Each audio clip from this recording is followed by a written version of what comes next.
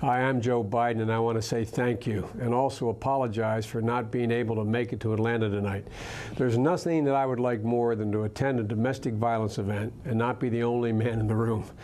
I want to thank Dr. Thatcher for all of the work he has done over the years, and I'd like to thank Men Stopping Violence for the great work you've been doing for the past 22 years. While I'm honored to receive the True Ally Award, it's all of you, not me, who should be receiving this award. You do the real work, and I'm just thankful that I can help out in the limited way that I can. Not only do you impact individual lives in the real, substantial ways that people don't get to see, but you also sow the seeds for democracy throughout the world. Let me explain what I mean by that. There's no denying that this effort to fight violence is a global one. The history of the progress of democracy has been that it has flowed faster and moved more swiftly in direct proportion to its commitment to women's rights. If I could have any wish, and only one wish, it would be to empower women in every society.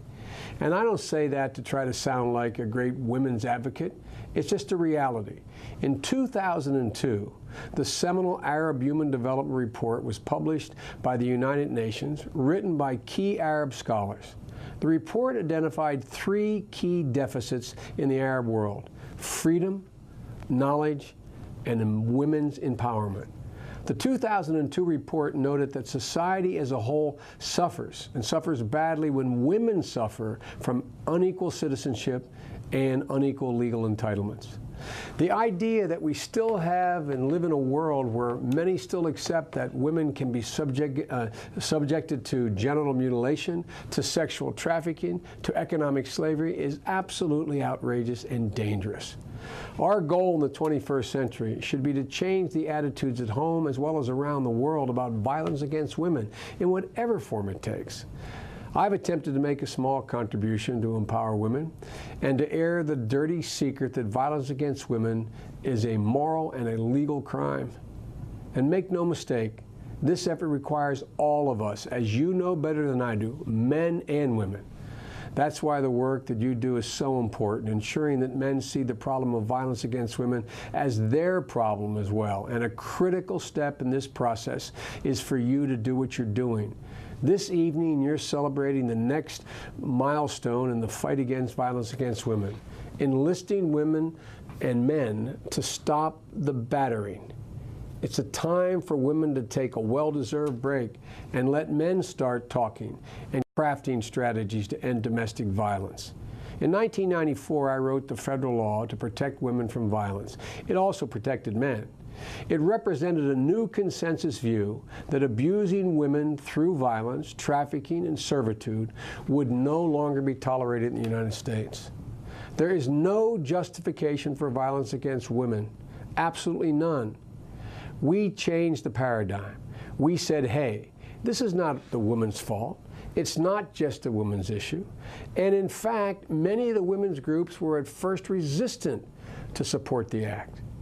We got the word out that family violence cuts across race, ethnicity, and class. It happens in doctors' homes and plumbers' homes alike. We strengthened the Violence Against Women Act in 2000 when we added the first federal anti-trafficking law to both prosecute traffickers and to engage in the international community in the prevention and protection of women. And just this week, the United States Senate passed the Violence Against Women Act 2005, reauthorized it.